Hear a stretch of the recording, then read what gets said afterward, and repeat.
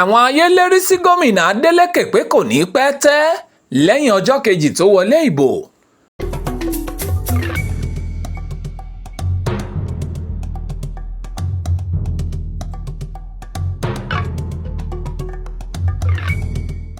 Gómìnà Ademola Adeleke tí wọ́n ṣẹ̀ṣẹ̀ dìbò yàn fún sáà kejì gẹ́gẹ́ bí gómìnà ìpínlẹ̀ Ọ̀ṣun ló máa jọ bí ẹni pé ó ti fẹ́ máa kan àbùkù olóròǹbó báyìí lọ́wọ́ àwọn ayé, àfi bí àwàdà kẹ́ríkẹ́rì lọ̀rọ̀ náà rí.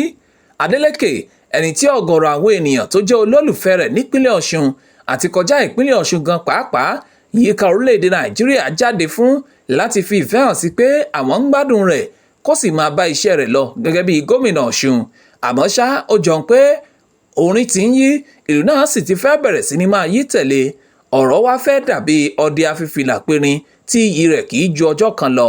Ní bá a ti ń sọ̀rọ̀ yìí, onírúurú àwọn ìbu ẹnu àtẹ́lù ló ti ń dé bá gómìnà Adeleke láì tiẹ̀ bìkítà rárá pé ayọ̀ ìjáwé olúborí ṣì ń bẹ lára gómìnà náà.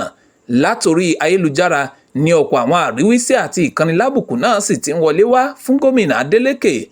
Kókó ohun tó fa bí àwọn ayé ti ń yíjú padà sí gómìnà Adeleke tí wọ́n ti ń kó jẹ tẹ́lẹ̀tẹ́lẹ̀ ní àwọn ọ̀rọ̀ tí gómìnà náà sọ gẹ́rẹ́ lẹ́yìn tí ètò ìdìbò tó gbé wọlé parí tán ló ṣàlàyé pé ààrẹ Tinubu lòun yóò ṣe tiẹ̀ bó bá di àsìkò ìdìbò ààrẹ tó ń bọ̀ lọ́dún 2027.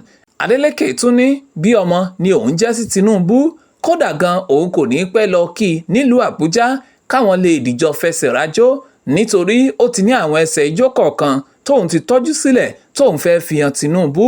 Kí ni àwọn ayé gbọ́ ọ̀rọ̀ yìí lẹ́nu gómìnà Adeleke sí ni wọ́n bá bù ú létí aṣọ so tí wọ́n sì bẹ̀rẹ̀ sí ní kó ìlàlí fún un. Wọ́n ní ìbá ṣe pé àwọn mọ̀ pé báyìí ni Adeleke rí ni àwọn ìbá ti má lọ́gun tọ̀tàn lórí ọ̀rọ̀ rẹ̀ nígbà tó fẹ́ dìbò sáà kejì. Wọ́n sì tún ní kí Adeleke má gbàgbé pé kì í pẹ́ sí àwọn lọ́wọ́ láti fi ẹnu tí àwọn fi pé adégún tún sọ pé adé ògún mọ́, kò gbà wọ́n ní ìṣẹ́jú kankan.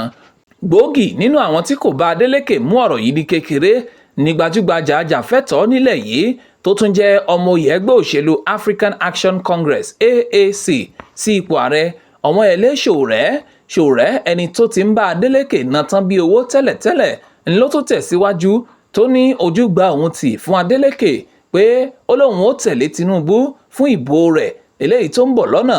Sowore tẹ àtẹ̀jáde ọ̀hún lójú òpó Instagram rẹ̀. Ó ní ṣe bí òun sọ tẹ́lẹ̀ pé Adeleke kò ní làákàyè tó gúnmọ́. Kò sì pẹ́ rárá tí Adeleke fi fira rẹ̀ hàn bóun ti júwe rẹ̀ gẹ́rẹ́ tó wọlé ìbò tán ló ti bẹ̀rẹ̀ sí ní polongo fún Tinubu láì bìkítà nípa àwọn ẹ̀mí tó bọ́ lásìkò ìpolongo òbò rẹ̀. Sowore ní ìkòkò ọbẹ̀ Adeleke nìkan lòun náà ń jà fún.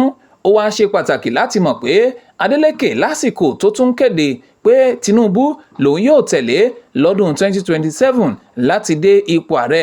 Ó ṣàlàyé wípé àkọ́kọ́ ohun tó fà á òun ni wípé àwọn jọ jẹ́ elédè kan náà.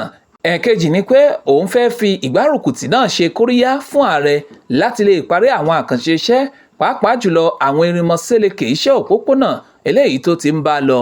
Ẹ̀wẹ̀ bá a ti ń rí àwọn tí wọ́n ń dúnkokò mọ́ Adeleke tí wọ́n sì ń bu ẹnu àtẹ́ lù ú lórí ayélujára lórí ọ̀rọ̀ Tinubu, látún rí àwọn kan tí wọ́n ń pé ìgbésẹ̀ náà kò burú rárá bí Adeleke kò tí ì hùwà tó kọjá àyè.